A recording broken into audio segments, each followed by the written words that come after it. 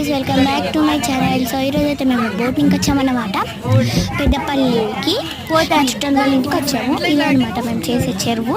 మేమైతే పెద్దపల్లి చెరువు గట్టు దగ్గర ఈ చెరువులో బోటింగ్ చేస్తున్నాము. మేమైతే బోట్ ఎక్కేసాము. బోట్ అయితే ఇప్పుడే స్టార్ట్ అయింది.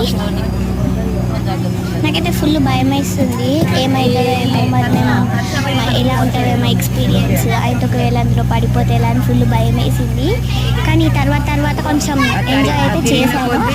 ఇక్కడైతే చాలా బాగుంది లొకేషన్.